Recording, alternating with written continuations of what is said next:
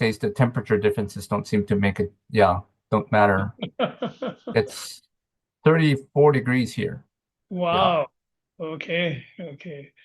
Actually, where we are in Bangalore, it's a very pleasant weather now here. And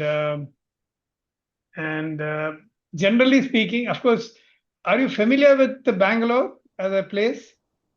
No, Oh, okay. I've only been to Mumbai. Oh, okay. Mumbai is hot and humid, but Bangalore is, because the altitude is almost 1,000 meters. So it a very temperate and wonderful weather almost throughout the year, except for a month or two.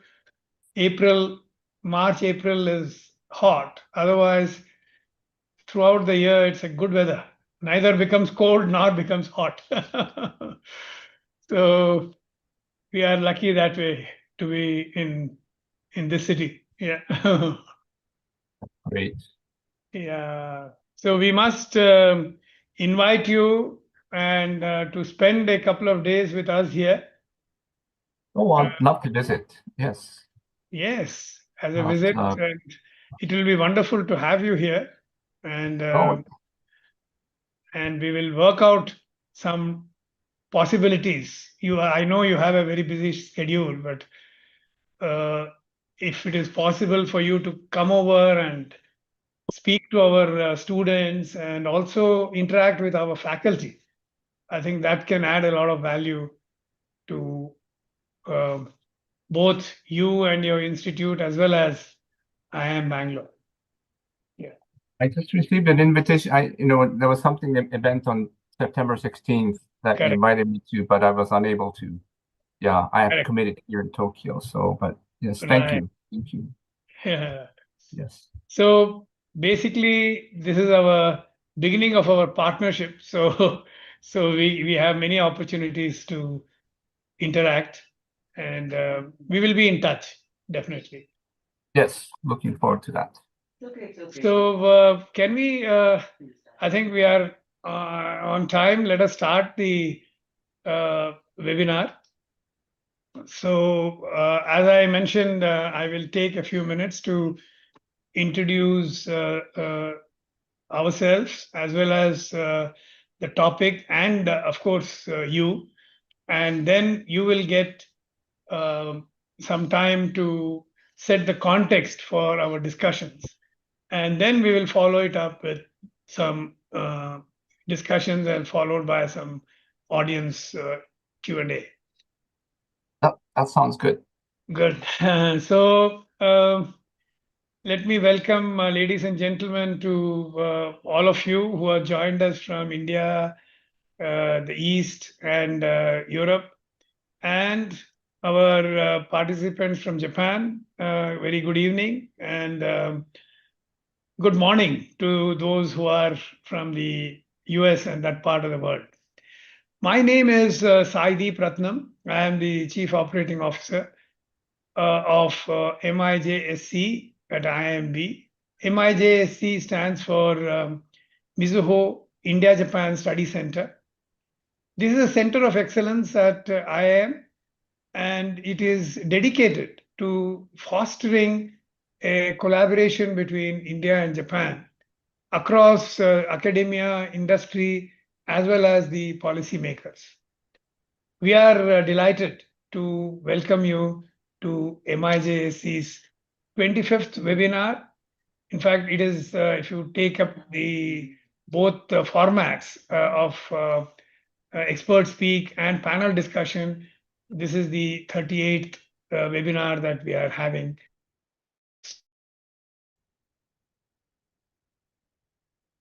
Let me just give you a brief introduction about our center. As I mentioned, MIJSC is a center of excellence at IIM Bangalore, and we are running many collaborative initiatives between academia, industry, and the policymakers.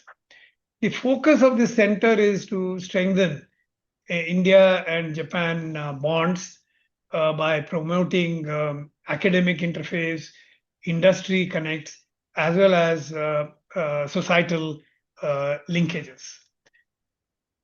To set up briefly the context for today's webinar, you are aware that across the world, countries are confronting an unprecedented, I would say, demographic shift, or shifts rather. And the population is aging, and rapidly the workforce numbers are in a decline. By 2030, it is predicted that 1 in 6 people globally will be older than this number. And this number, if you calculate as per the projected population at that time, over 1 billion people in 2020, but maybe more than 1.5 billion, and crossing 2 billion by the year 2050. The share of the people who are aged above 65 and is expected to rise from 10% to 16% in these next 25 years. And with countries such as Japan, it will be much, much more. It will be closer to 35 or 40%, as Professor Hiroshi Ono will detail in his presentation. If you see the European scenario, the labor force would also be shrinking by up to 20 percentage points by the year 2050 to 70.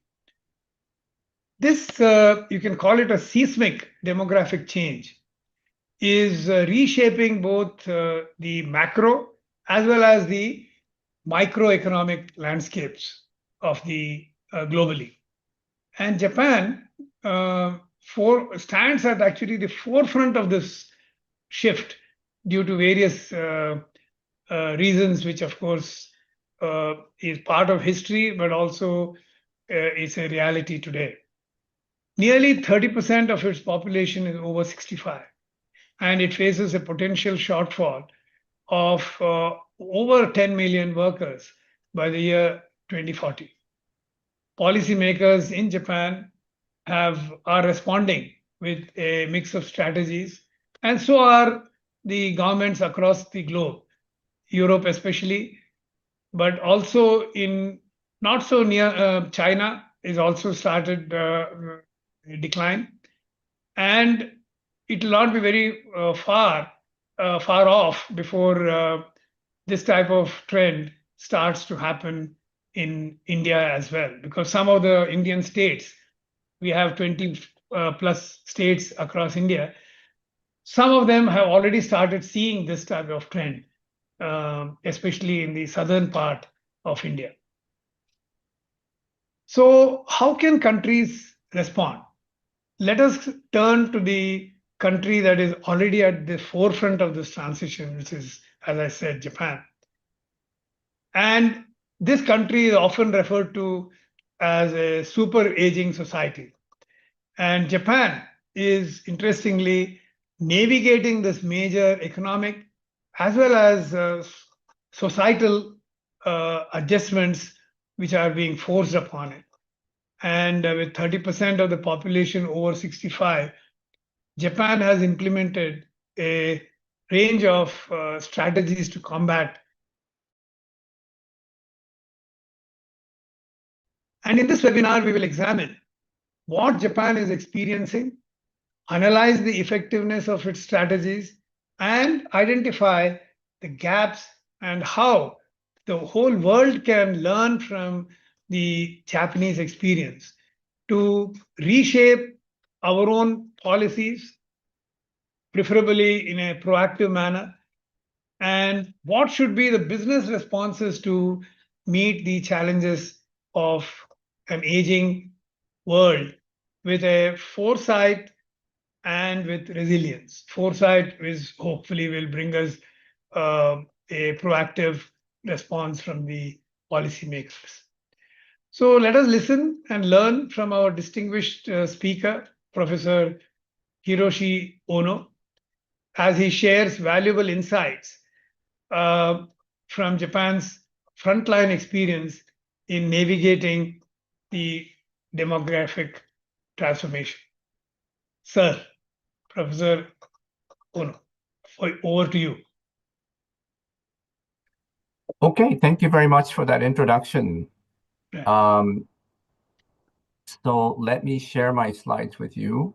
Right. Oh,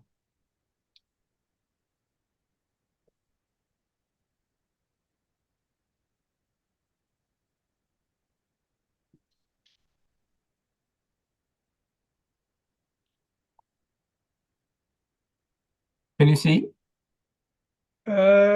Not yet. Yes, yes, sir. Oh, yes, yes. Okay. Okay. Yeah. Look okay? Yeah. And you can't see my next slide, right? No. Can Okay, you? that's fine. Yeah. Okay, so let me get started.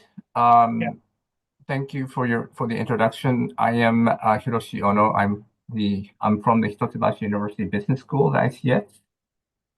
I'm here in Tokyo, Japan, and I like to spend some time talking to you about the aging society and its implications for business longevity.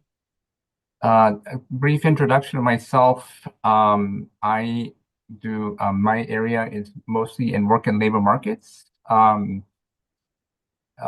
study happiness. I study human capital. I study how people work.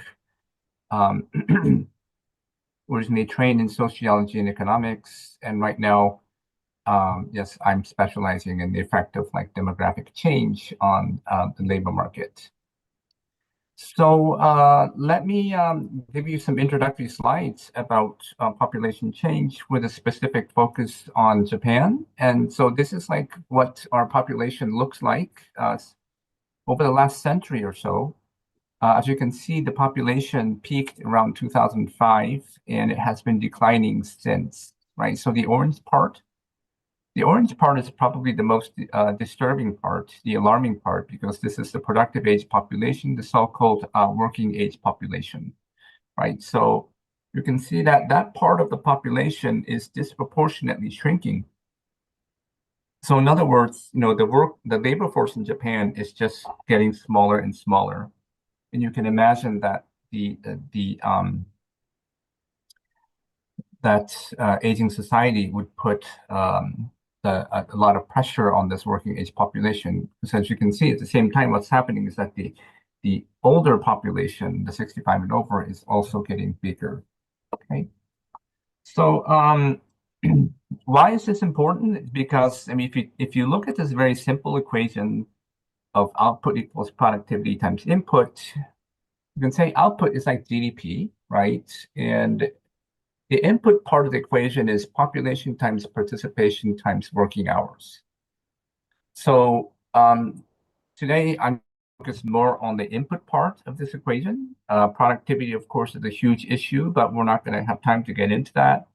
But the input part of the equation is basically shrinking, right? So this puts, of course, tremendous pressure on improving productivity.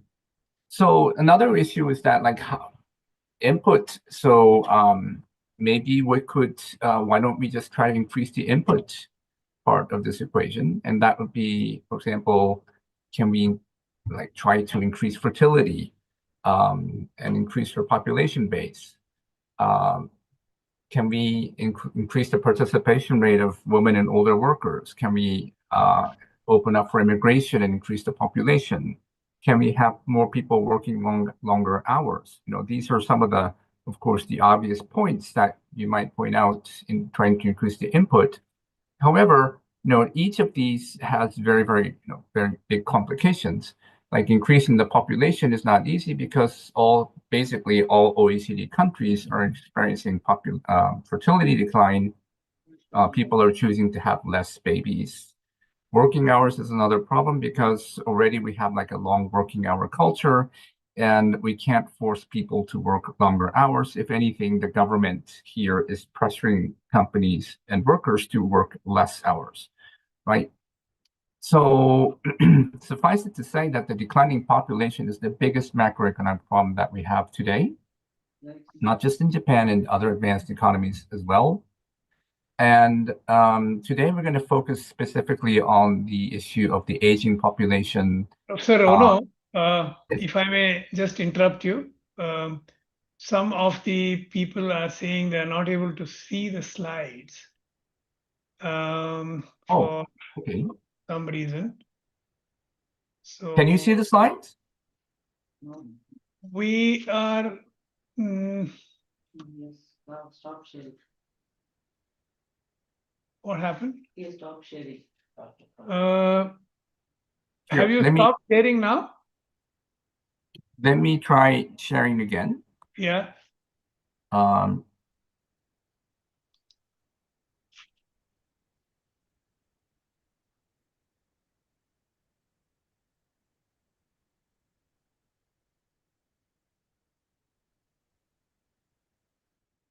Can you put in a presentation mode?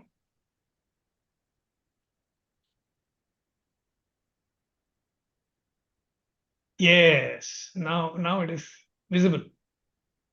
You can see? Yes. Okay. Yes, Well, and people are also saying that yes, they can see it. Yeah. Okay. Well, please let me know. Please let me know if you can't see it. Yeah. Yeah. Make adjustments. Sorry for the interruption, but I think now now people are on board. Yeah. So yes, we need to improve the input side of the equation. However, each of these has its own complications. So today we're going to focus specifically on the part of the effect of aging society on Japanese economy and society. Okay, ultimately I'll get to the part about CEO succession and family business. Now, this population pyramid structure. So going back in time, 1930 was, we had a very robust population pyramid with a very solid, young population base. 1970 starts to change, and that age 60 part is basically the proportion of the people over the age of 60. You can see that part of the graph starts to expand. So 2025 is now, and 2050, you can see that we're going to be a very, very top-heavy country, right? Now, here looking at the population pyramid in other countries, again, here's Japan, and India is actually, for the most part, it seems to be doing quite well. The median age is 28 years, so you have a pretty young population. Compare that with Japan, it's 49 years, right? So you have a very, very young population. What's surprising here is in Africa, the median age is 18 to 19 years. And so like the median of half the population in Africa is basically are teenagers, which is really, really surprising statistic for me. Okay. So what's unique about Japan's situation is that the aging came at an accelerated rate. In fact, Japan, these days, our economy is shrinking, our population is shrinking. There's not much good news to go around in Japan, but there's one thing that we're number one at, and that is the aging society, right? So, and you can see from this graph that we became like a super aging society at the fastest rate in the world, right? And this is a combination of low fertility and also increased life expectancy. So, I mean, one area that Japan is good at is that we have the longest life expectancy in the world, approximately 85 years. So Right. that is a good thing, but at the same time, fertility is declining, and therefore we have this aging structure, right? So just to show you, pretty much without exception among the OECD countries, we are experiencing fertility decline. and all OECD countries are now below the replacement level of 2.0. Okay, so that is a disturbing trend. And some of the effects of how does this affect economy and society? I can share a couple of slides on this. The number one problem, maybe like one big problem, is what we call the old age support ratio. And here we're looking at how many number of working age people that have to support one old person, right? So the OECD average is approximately 4.0, so 4 working persons supporting one old person. Okay, go all the way to the right in Japan. Already, it's like 2.4 persons supporting one old person, right? So this, of course, puts a lot of stress on the working population. Now, the population projection is even more dire as in 2050. You can see that in OECD average at that time will be 2.0, so 2 young persons supporting one old person. And in Japan, it's even worse. It's like close to 1.3, yes, young persons, working persons supporting an old person. So that is, you can imagine, puts a significant stress on social insurance in the pension system, right? In fact, many would say that this is not sustainable. Aging society is very expensive. As you can see from this graph here, annual medical expenditures, basically, half of medical costs are used by age 70 plus population, right? So the bigger the aging population, the more expensive it becomes. Now, there is an issue of distribution. So should we ask the old people to pay more for their medical costs? It is a sliding scale based on your income, but still, maybe some of the young people might put pressure that the older people should probably be paying more for their medical expenses, right? Now, this, of course, becomes very political. I'm not going to get into the politics behind this, but yes, this is the kind of issue that is very much debated today in the parliament. Since this is a school of management, I wanted to show you this 2 slides about how this affects businesses. This is a case study of convenience stores. 7-Eleven, I don't know if you have them in India, but they're convenience stores. And the graph shows like how the customers, the age of the customers have changed over time since 1989 to 2023. You can see that the orange part of this graph, the orange part of the graph is like the young people, and the green part is like the old people. So basically, the young people, the customers, have become smaller, and it's become overtaken by the older people, like in their 40s and 50s, right? So this is the kind of stuff that, of course, it's a very, very slow change. But if you look at it over a span of 20 to 30 years, a lot of this, businesses have had to adapt to this kind of demographic change. One thing is, for example, the inventory and the stock of the stores have changed. Maybe there's like less consumption of alcohol. People might be buying more groceries at the convenience store. Those kinds of issues. Also, the operating hours of the convenience stores have changed. We used to have a lot of 24-hour convenience stores, but old people go to sleep, pretty early, right? So there are fewer 24-hour convenience stores. And also on the supply side of the business, we're starting to see like older workers sitting behind the counters. We might also see some like non-Japanese workers, like foreign workers, have started working in these convenience stores as well. Now, this is an interesting graph that looks at the adult diaper market. Even now, I'm surprised. You might be surprised to see this, but adult diapers outnumber baby diapers, right? So, Right. this is the very, very obvious example of the young versus the old. Again, if you just judge by the the population pyramid, I would imagine that you would not see this in India because we have a big young population, but in Japan already the adult diapers outnumber the younger diapers. Okay, so let's look at one issue that I wanted to just briefly talk to you about is like the type of social insurance systems, because this is how we're going to support these older people going forward.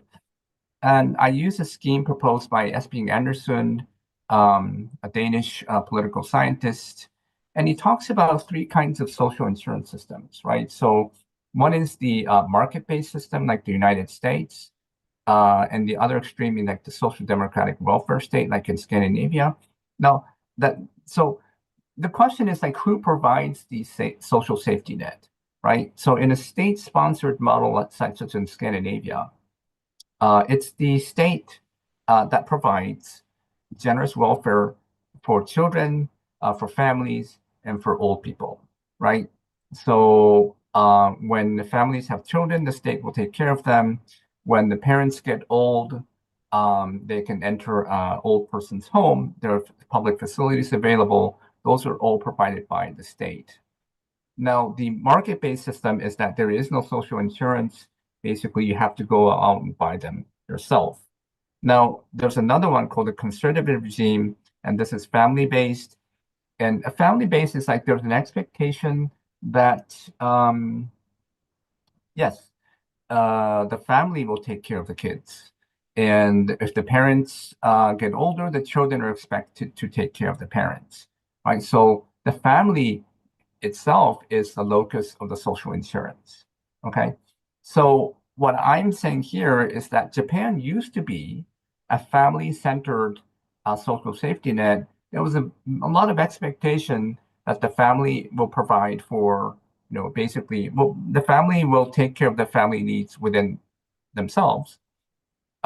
Typically, if you have kids, the mother will stop working and take care of the kids.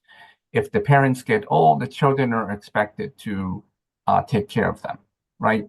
So in an aging society, though, what's happening is that we're witnessing a significant generational shift where young people are becoming more independent and they don't want to take care of the older, their parents, right? So we're seeing like a massive social change where this dependence across generation is becoming weaker and weaker, right?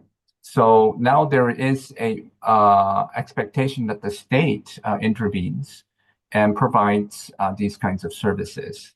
So I say here, Japan used to be the family-based, but Japan now is shifting towards a Scandinavian model, right? And here's another graph that looks at percentage of 65 and older persons living with children. So again, there was an expectation that like as parents get older, they can move in with their children, right? So this would be like a multi-generational household. But if you look at this graph, in the 1980s, more than half of the families were actually like multi-generation households. But now the more recent figures, that number has come down to 10%, right? So only 1 out of 10 families have the older parents living with them. So yes, intergenerational ties are weakening. So when I do these exercises, in a corporate training session, sometimes with people from different parts of the world, I would say, so what kind of social insurance is your country? And when I did this with the audience with India, I believe that they said they're more like a family-based system. But there is some expectation that the family takes care of the older, generation.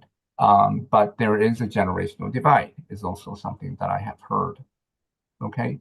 So I think that it might be, I mean, if we have time to talk about these transitions, I think I'll be more than happy to discuss that. Now, let me talk about the last part of my, okay, sorry. So again, this wrapping up the population change part.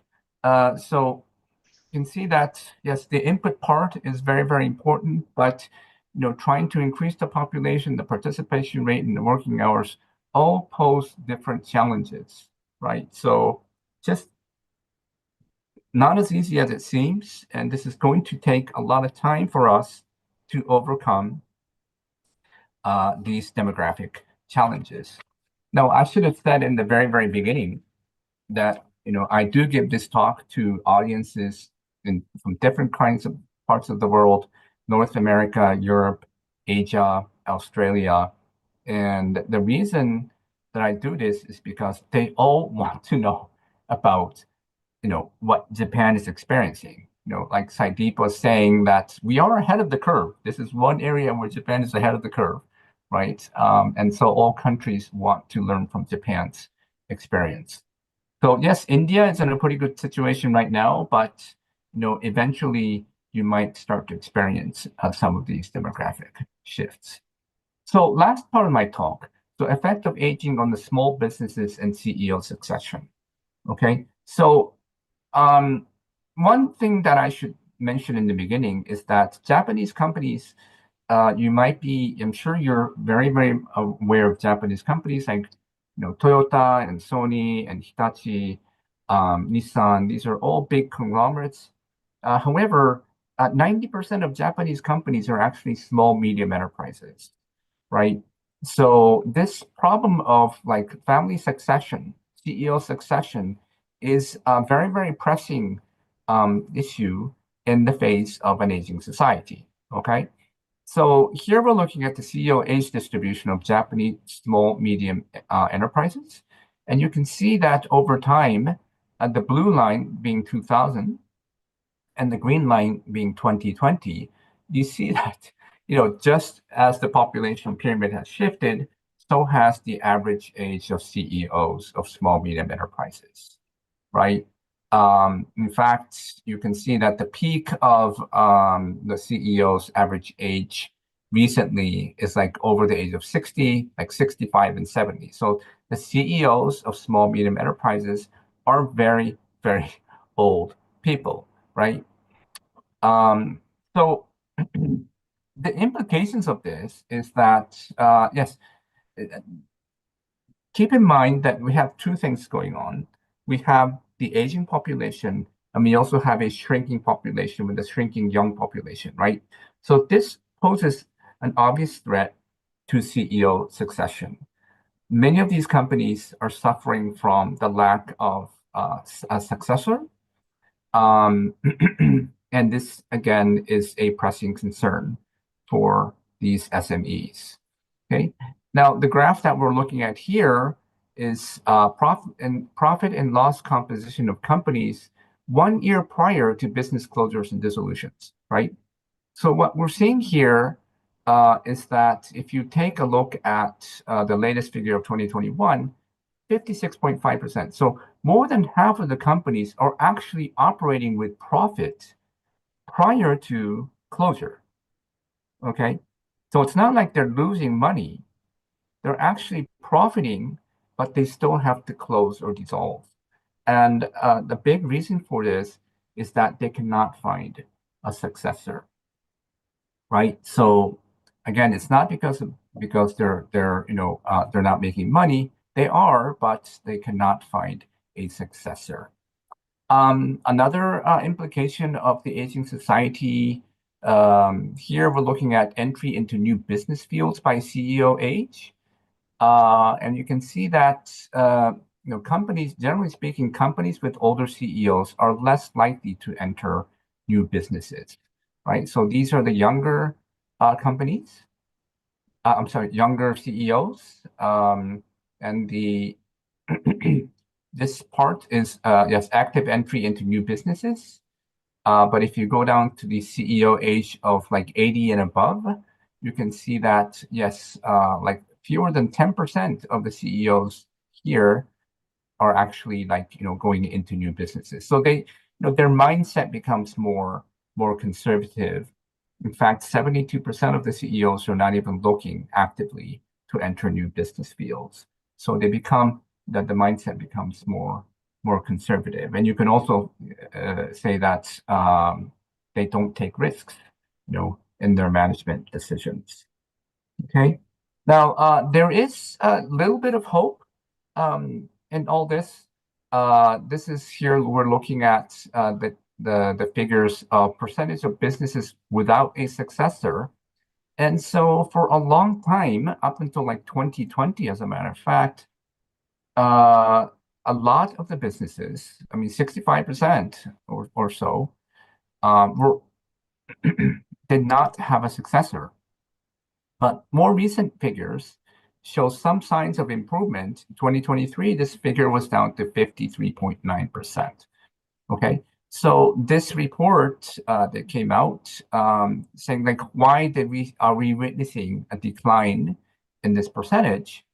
And one is a shift towards non-family succession, right? So I think that the family businesses were very much focused on finding a successor within the family, but seeing that they're running out of choices and options, and the possibility, I mean, as I showed you earlier, that of closing your business, even though it's making a profit because you don't have a successor, I think those are scenarios that many companies want to avoid.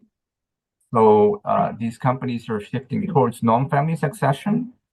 And the other one is mergers and acquisitions, right? That Japanese government has rolled out these enhanced tax measures to support mergers and acquisitions. And this also makes sense, right? So like, these small, medium enterprises, many of them don't have successors. They're operating at a profit, but in order to avoid these closures, I think mergers and acquisitions, M&A activity has become more frequent in recent years. Okay, so that is I'm going to stop there, and I'll be happy to go into a discussion with Saideep. I'm looking forward to that. Thank you. Thank you very much, Professor Ono, for giving us this, I would say, bird's eye view of the two issues that you talked about, one on the aging and rather super aging, as well as the implications for the business. I would, in fact, your presentation is so full of graphs that I think each graph paints 1,000 words. And thank you. I think that really very, very impressive style of presentation. I'm very happy to hear that. So I would like to probe a little more on the first part of your presentation where you talked about the super aging part. And I would like to look at it in terms of the impact on the market. You gave a very graphic example of the diapers and how it is changing from one age to the other extreme age. So may I ask you how such shifts in spending and therefore the industry growth also is driven by this type of demand, which is demographically significant?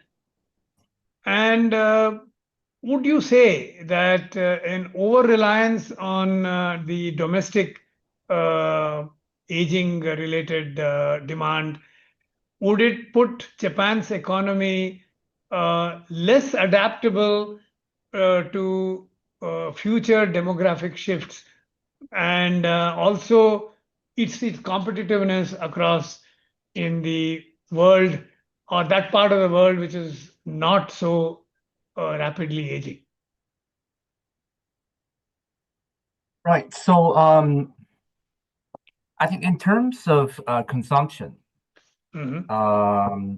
like there's a huge macroeconomic component to this. And one study which I cite a lot, which I didn't have time to talk about today, is the effect of conventional economic stimulus on consumption in an aging society. Mr. And Ono, again, they have a problem on the slides.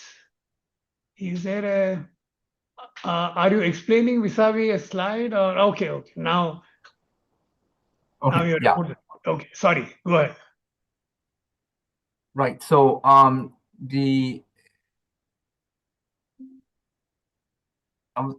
so yes, the macroeconomics of this is that there was a study conducted by macroeconomists about the effect of like conventional economic stimulus in an aging society. And basically, the punchline there is that the conventional, like textbook monetary and fiscal policy, should assume a robust working population, right? But in an aging society, for example, if you take monetary policy, you lower interest rates and to try to stimulate consumption. Yeah. But if a significant part of your population is already retired, they're actually depending on the interest rates, right? So if interest rates go down, especially in this country, interest rates have been zero, right, for a long time. Then it actually has an adverse effect on the aging population, right? So they don't benefit. In fact, it kind of like has an adverse effect on consumption. Okay, and you can probably estimate, like you can probably guess that like during the last 30 years of Japan, since the 1990s to 2020s, we had a period of economic stagnation, and consumption was very, very low, and it still remains very precarious. And so this part of having a huge aging population is a significant dampening effect on consumption, right? And you can say that it's the same with like fiscal policy. The government can invest in infrastructure and try to create jobs, but it doesn't really affect them because people are retired. So yeah, these are some of the macroeconomic challenges, I think. Wonderful.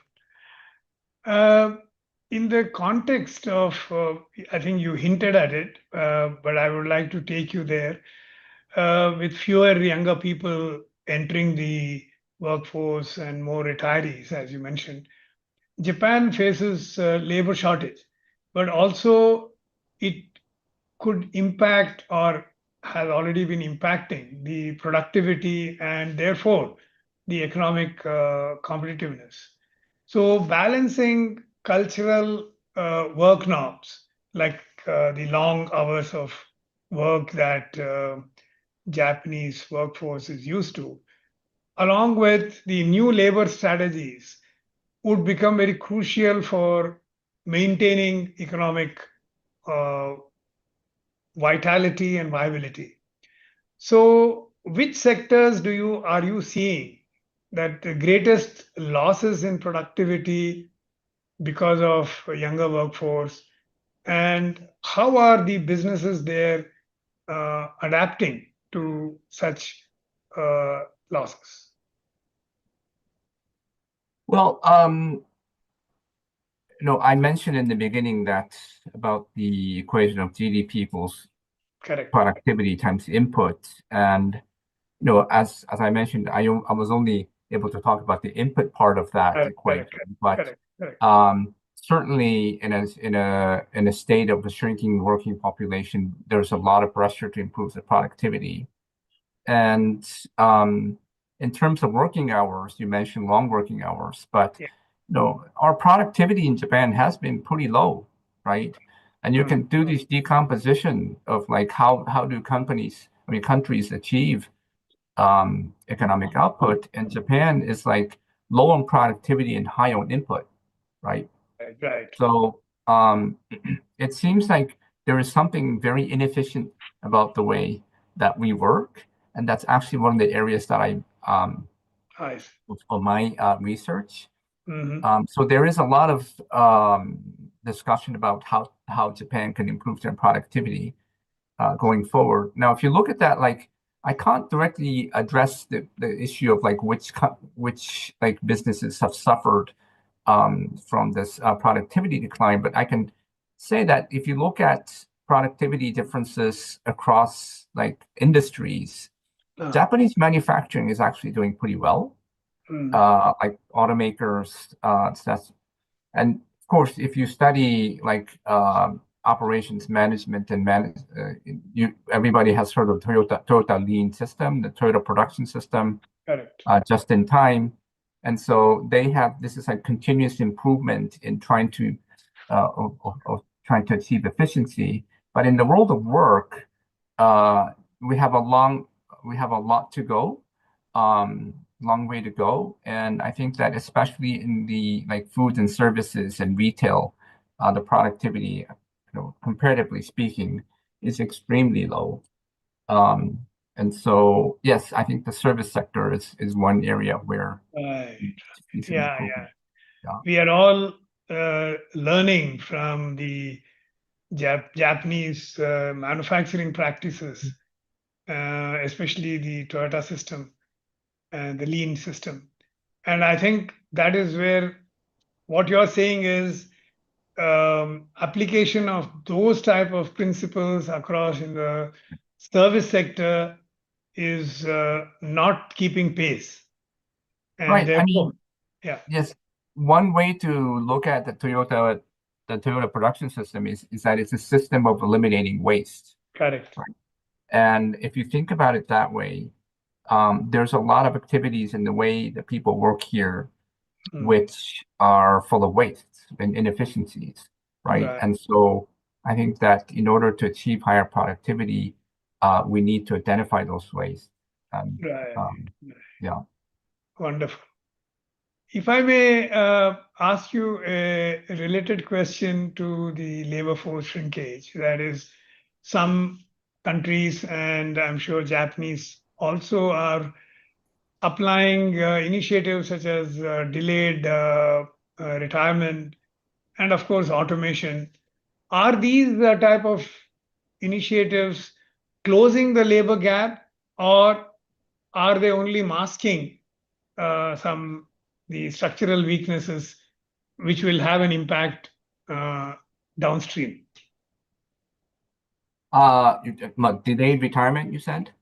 Yes, delayed retirement, retirement age being shifted upwards, right, as well as automation.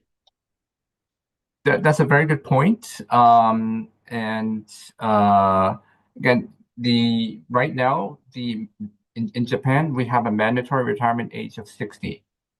And as I mentioned before, life expectancy in this country is 85.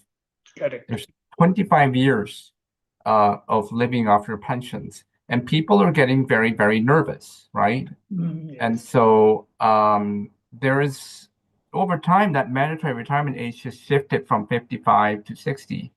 And now, of course, the obvious thing is that in this, aging society, age 60 is just completely outdated, and that there is a lot of pressure to elevate that to a higher age. So that is a natural progression of things. But of course, the other thing that I mentioned was that there's the support ratio, right? So there's no way we can sustain that age 60. So that's going to eventually go up to 65 so that we can delay the period of pensions even more. But yes, so there are the Ministry of Labor, of course, is aware of this. And of course, the other point is that we have a labor shortage problem. So increasing the participation rate of older workers, pushing the retirement age up to 65 is a natural response. Now, in terms of automation, surprisingly, Japan, some people, we had the reputation of being like a technology powerhouse and, this country of robots and stuff, but surprisingly, we have been quite behind on the digital transformation. So there's a lot of room for improvement there. I certainly agree with you that this is one way to improve efficiency, overcome the labor supply problem. But right now, we're a little bit behind the curve on that. Right, right. Yeah, yeah. In fact, we have been hearing some very interesting, I would say, news that to some of the cultural norms in terms of work hours limits, then mental health checks, as well as we were reading in a news article the other day that some companies are giving half a day leave for people who are having a hangover after having a party in the previous day. So will these type of things offset again the shrinking workforce, encouraging the younger guys to take on these blue collared type of roles, or you think are more systematic changes are needed by the policymakers? Well, I think that there has been a shift, what I call the shift from the quantity to the quality of work. So the previous way of working was that we just work. It's, if you're not achieving results, it's because you're not trying hard enough, right? Right. So, okay, instead of working 8-hour days, you should be working 12-hour days. Like Right. just increase your input until you achieve results. And that certainly had a bad influence, of course, on the working hours, right? Yeah. But now there's more focus on the quality of work, and especially with the generational shift. I mean, the young people now are more focused on, they work-family balance is very important to them, and in terms of quality of work, they want more flexibility in working. They want to be able to work from home. They want flexibility in work hours. And so these are some of the shifts, I think, that are accompanied with this, the quality of work. Right. Yes. Right. Thank you. Mhm. Now I will shift the discussion to slightly different trajectory, because again we are seeing in the news about some of the backlash to immigration or immigrants, because Japan has been historically a very homogeneous Yes. society, and therefore, unlike, I mean, we are the polar opposite. India is very, very heterogeneous in terms of the spread and also the variety being very, very vast. So, in contrast, Japan has been very homogeneous and struggles with integrating immigrants in spite of these labor needs. Social and cultural resistance affects effectiveness of policies and the ability to stabilize the shrinking workforce. And recently we saw, maybe it is a political gamesmanship or something, but I saw some protests happening in Tokyo the other day. So how are the local people or the natives responding? Is a very generic question. Responding to these immigrants, are they sort of welcoming, or is a general feeling that they are difficult to integrate them into society, and therefore the homogeneity in the society will get affected? Well, Sandeep, that's a very, very good question, and I wish I had a short answer to that. Right. But let me try to summarize my main argument. So, in terms of numbers, Japan is indeed a very, very homogeneous country.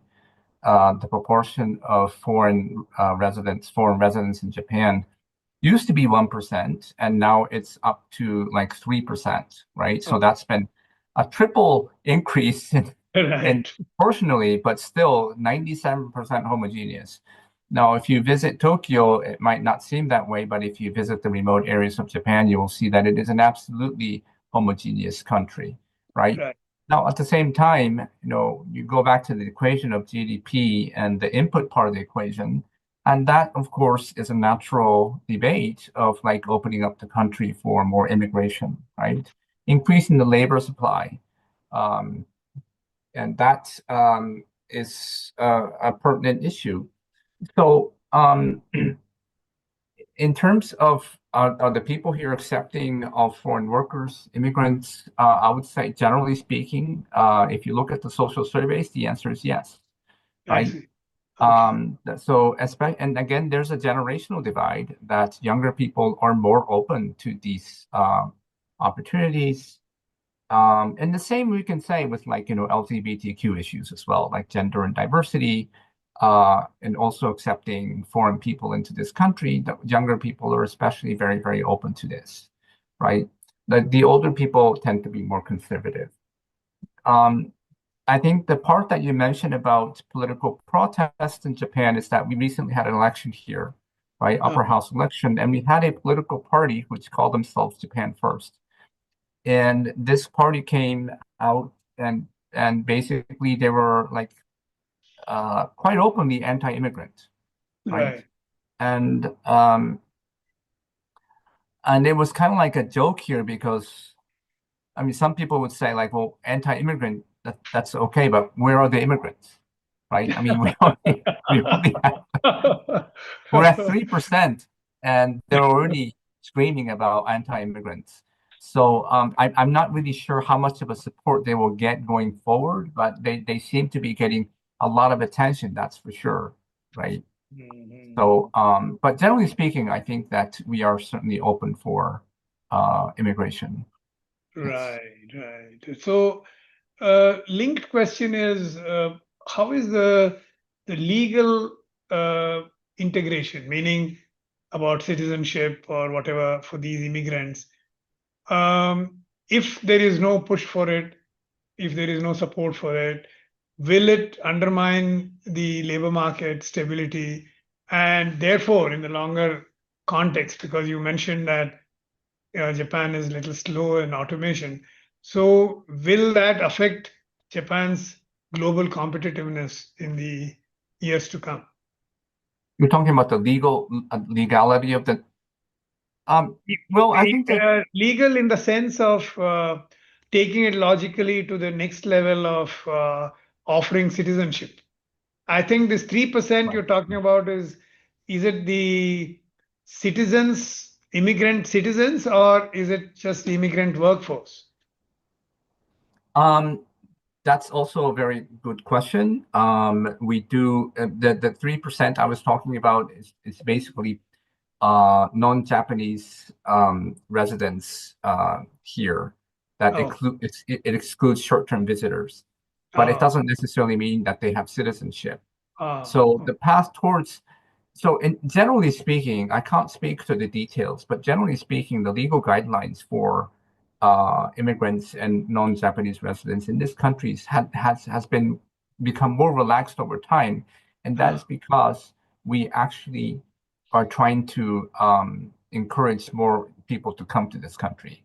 Now, admittedly, 10, 20 years ago, it was very, very strict. It was very difficult to get permanent residence, very difficult to get citizenship in this country. But the government is trying to relax those rules, so specifically to encourage more foreign residents to come here.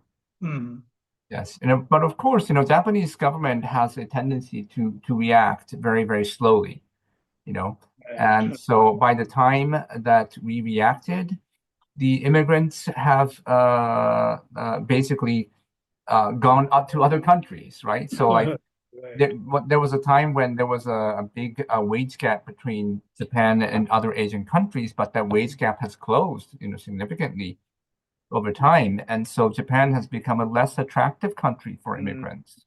And so, we are open for immigration, but the question of will they come to us is a separate issue. In fact, many, what I was reading is because of the exchange rates being very favorable, Tourists are very attracted to Japan these days Yes, because it is no longer a very exclusive or very expensive place, because there are many more expensive places elsewhere. So that is a very interesting development that I was exposed to recently. right. I mean, you look at these international surveys, and apparently Japan is the #1 or #2 country of destination for tourists now. Yeah, And I exactly. think that the favorable exchange rate certainly is a big factor. Correct, That, correct, correct, correct. uh, So it is a good thing, but some of these immigrants would like to send back money to their families elsewhere, and for them it is not so good news.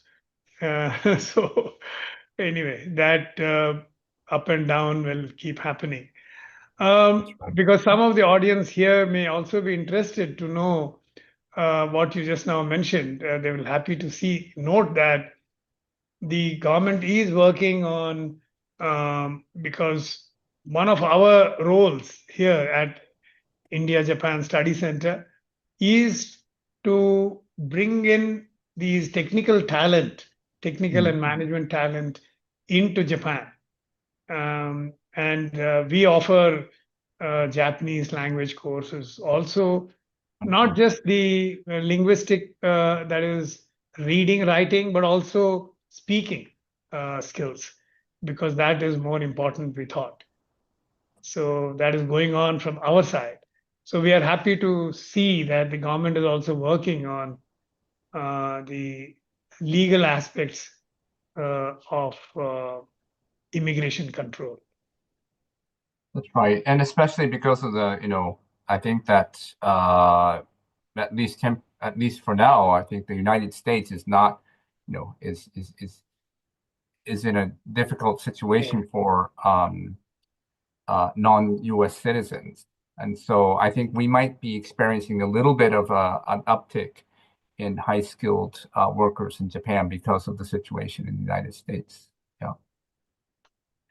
Thank you. I have one question, a very interesting graph that you presented about the increasing number of elderly dependents, and therefore the strain it creates on the public pensions, the healthcare system, and therefore generally the fiscal sustainability itself.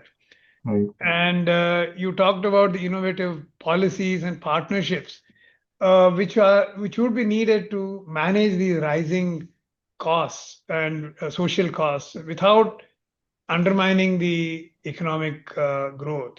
So my question is, the Japan's current reforms keeping pace with the increasing public spending needs, or as you mentioned, slightly slow in response? Is that going to create from your viewpoint, a fiscal crisis in the near future? Well, I'm not a macroeconomist, but yes, as you know, Japan already has a huge GDP to debt ratio. I mean, debt to GDP ratio. Um, and we have a very, very expensive social welfare system because of the aging population, right? Right, right.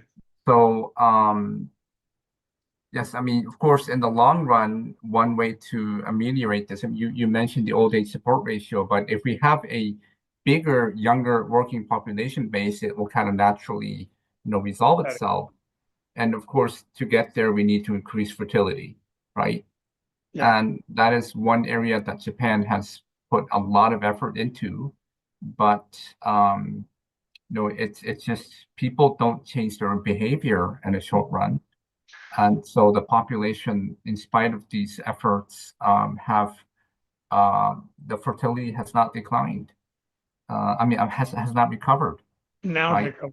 Yeah. Right. So I think that there's always debate about what can we do to encourage families, especially women, to have more children. Yeah. And I think you're probably aware that in the 1990s, Japan even created a ministry of declining population. I mean, of low fertility. Yes. Yes. So they have been tackling this problem for a very long time. But I guess one way to answer your question is that it has not had any. It hasn't been as too effective. I see. I see. In fact, But in I was terms of just building the infrastructure, yeah.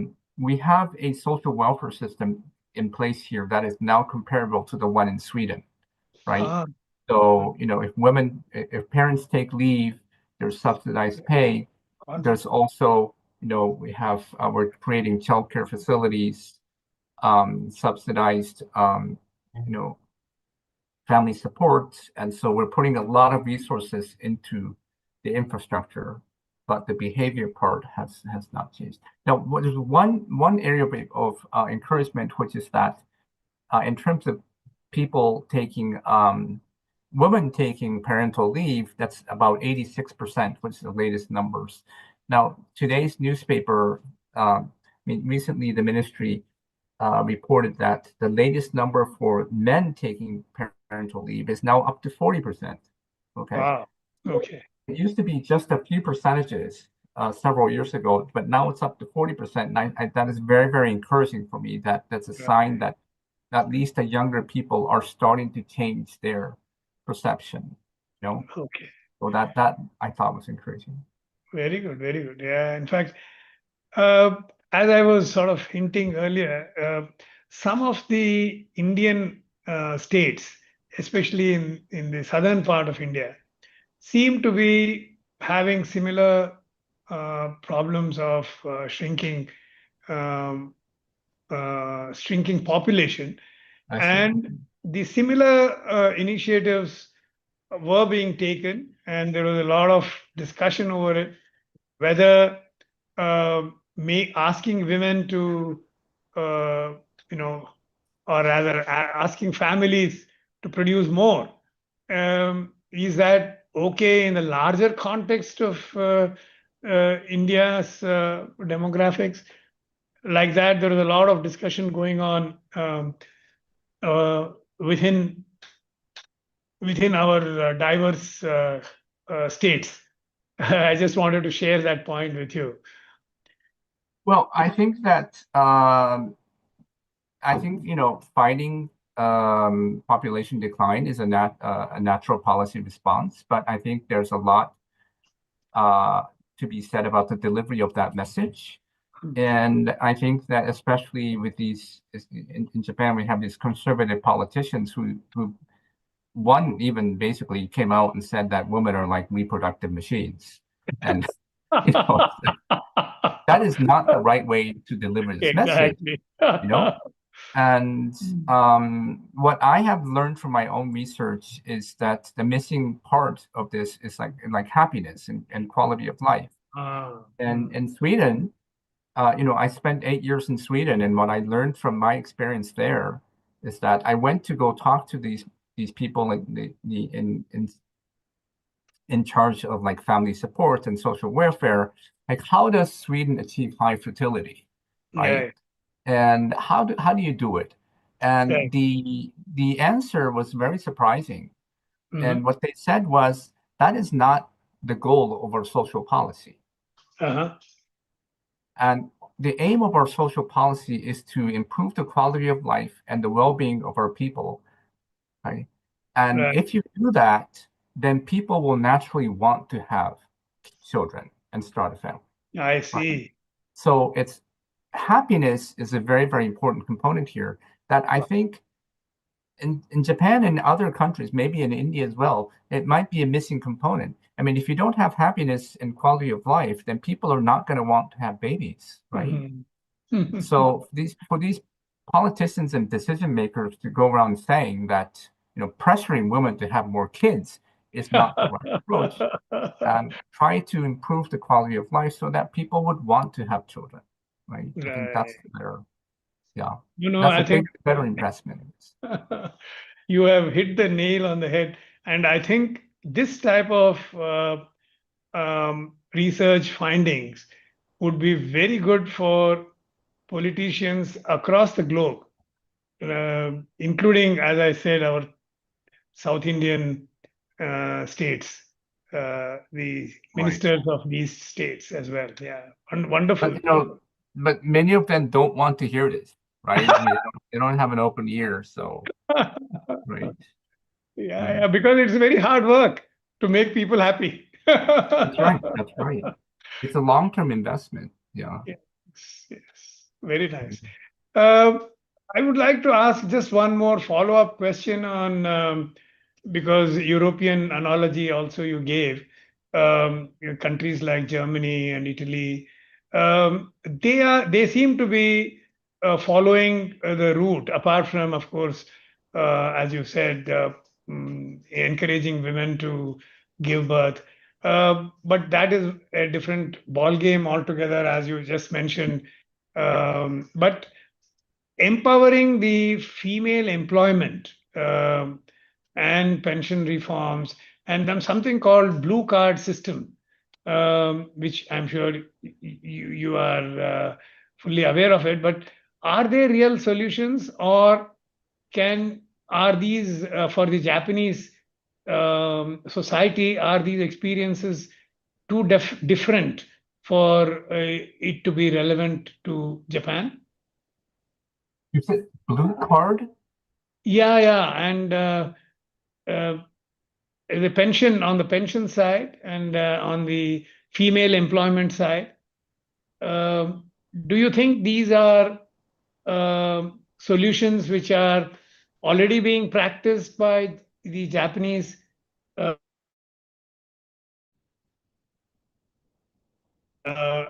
are they more European style or European based?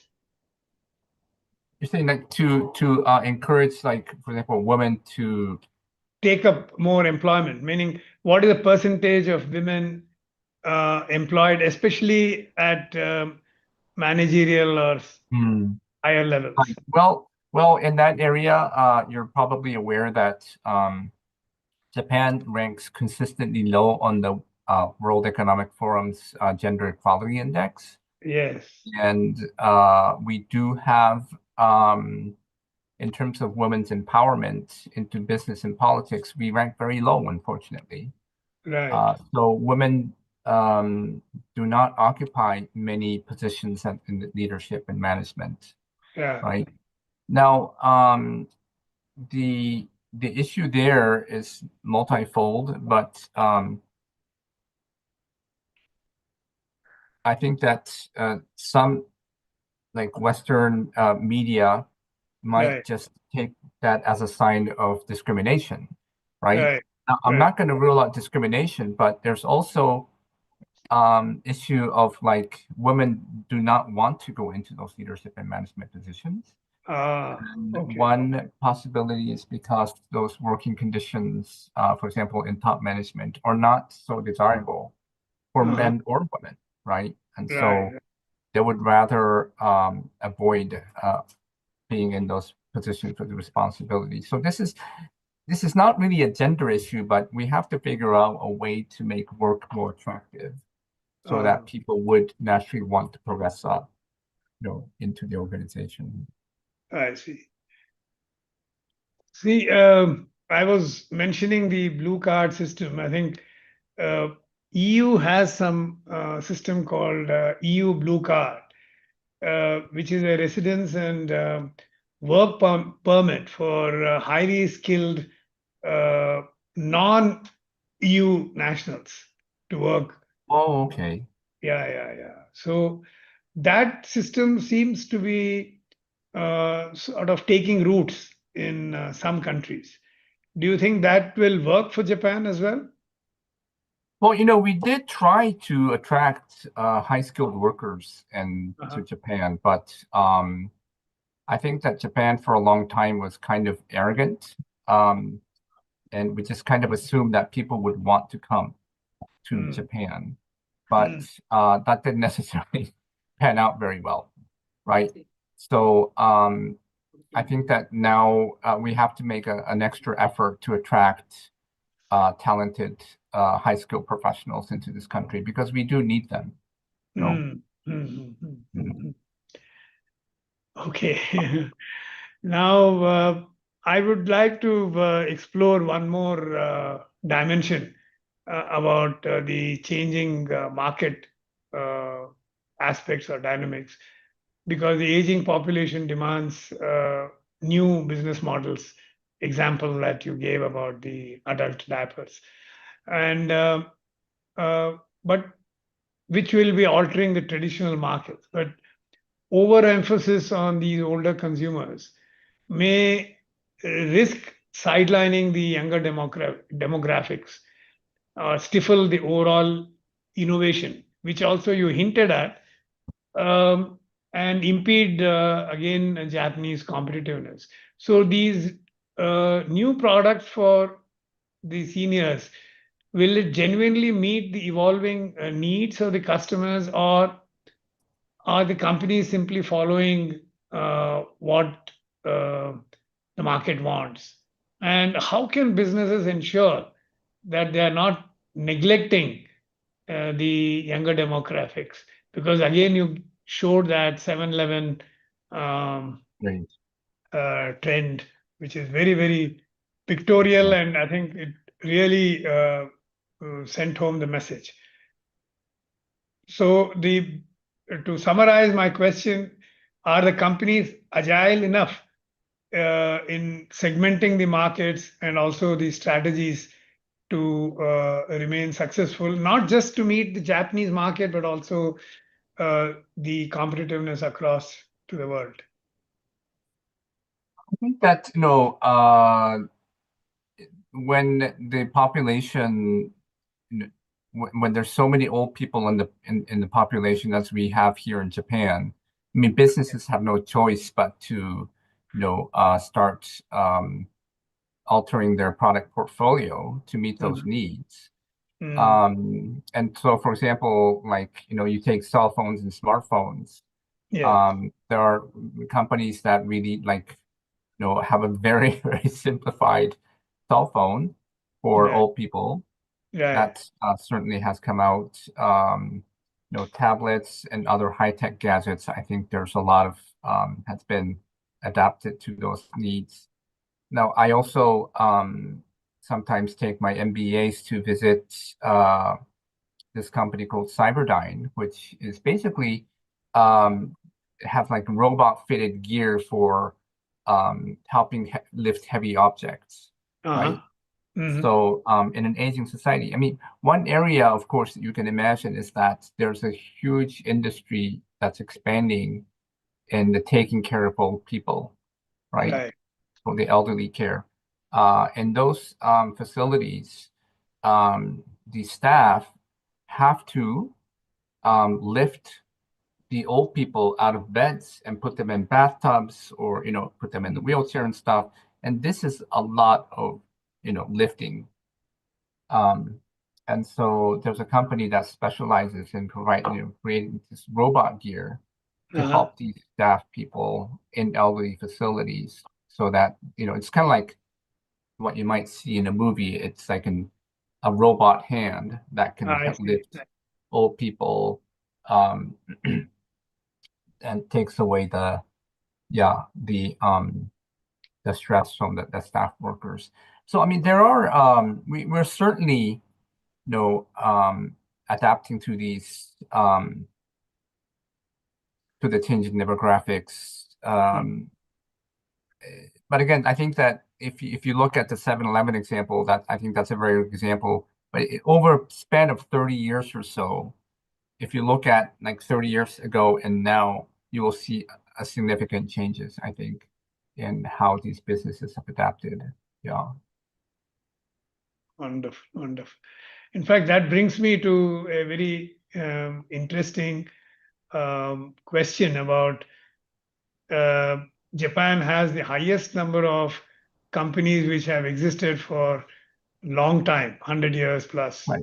Right. And I think you call it Sinise. Yeah. They have a unique practices which sustain them across generations. And the rapid demographic changes, and of course the digital disruption, will these factors test their adaptability And will they, in your opinion, will it affect these companies from surviving for the next 100 years? I mean, I would just have to go with the natural law of evolution. I think that the one that survives is the one that can adapt to change. Right. So yes, I mean, there's a reason why these 100-year-old companies exist in Japan, and it's not because they're static, but they have been able to adapt to these ongoing changes. So, Correct. I mean, just as a general, a rule, I would say that if you look just the natural law of survival probabilities is that, I mean, if you survive to 100 years, there's a good chance they'll probably have another, a longer time span. So just generally, I would say that they're going to be okay. They will be okay. Okay. Especially if, as you mentioned, the changes, as you mentioned, more than 70%, that was the figure I think you gave. 65% had no successors, but That's right. business succession also is a very crucial point for longer term survival. And That's right. Right. yeah. So, I Wonderful. mean, but I think the last slide I showed was that, that number has come down to like 53, 53, 54%. yeah. And I think they're trying to figure out, like, how can we survive? And Correct. I think mergers and acquisitions and looking outside the family for successors is going to be a survival tactic for them. Yeah. And another is that I think that a lot of these SMEs are starting to look at MBAs Right. for successors because they have the knowledge and the skill set to take on the family business. So Right. Wonderful. I have one last question linked with your social insurance transformation from family to state that you mhm. mentioned. This transition actually raises many questions about sustainability, social isolation, and also the emerging elder care. So, did the shift to state-centered welfare anticipate, or was it simply a reaction to the erosion of the traditional family unit where the young take care of the old? So, is it a structured intervention, or was it a reaction to reality of the I would say it situation? was a little bit of both. And I would say, like, I was in Sweden from 2000 to 2008. Uh-huh. And at that time, um, I was, based in a Swedish university, and I received many delegations of politicians, policymakers, academics, and business people, and they all came to study the Swedish model, right, of the Uh-huh. welfare state. Um, and really, Japan for a long time, I think, debated whether, I mean, the family support system is no longer sustainable. Should we go with a market-based system like the United States, or should we go with a state-sponsored model like Scandinavia? Right. And I think the decision, of course, was made to go with Scandinavian model. The market-based model just creates too much inequalities, right? As you can imagine, like you look at the situation in the United States, there are many people that can afford it, many people that cannot afford it, and this creates significant inequalities. And Japan doesn't like inequality. So we Right. went with the social democratic welfare state model, and that's why I think I received a lot of delegations studying the Swedish model. So yes, it was a very conscious decision, and it was reactionary too, because I think that all of a sudden, like the parents, I mean, the women started to work, right? Women started to work, and who's going to take care of the children?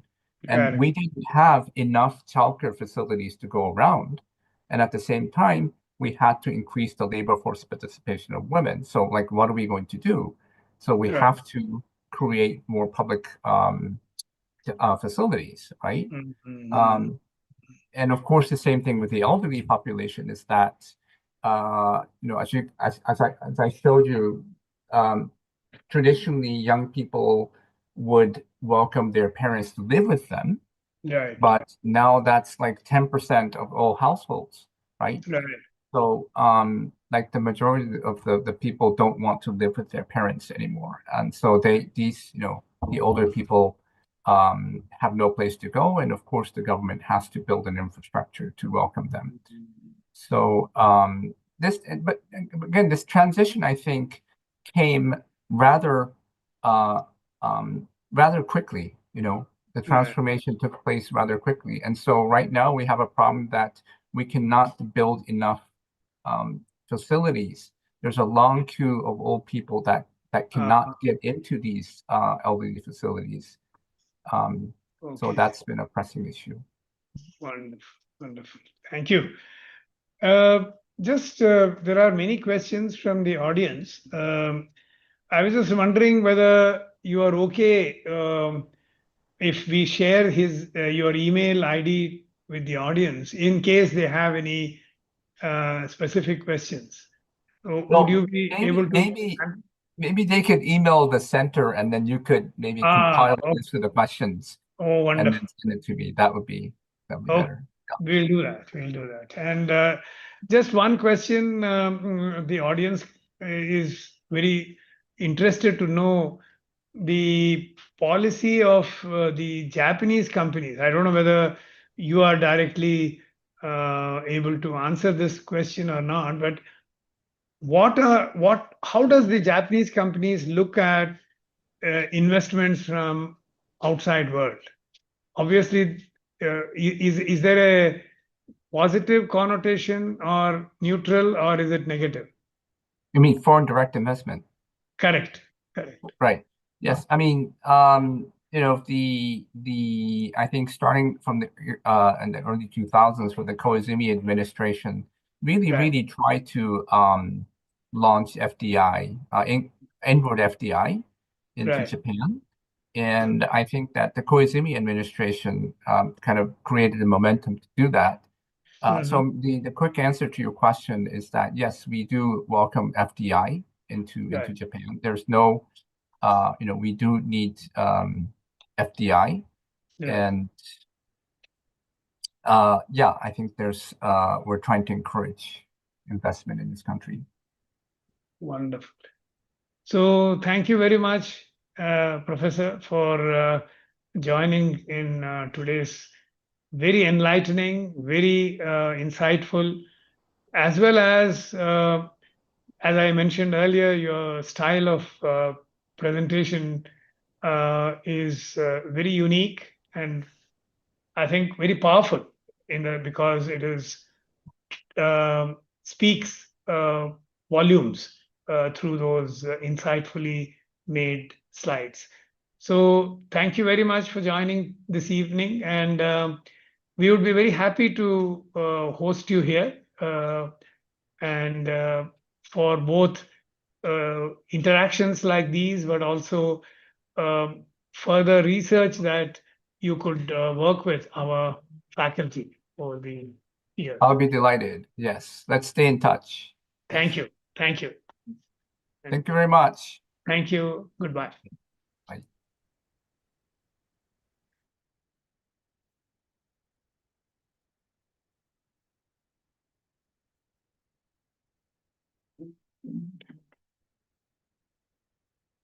So good.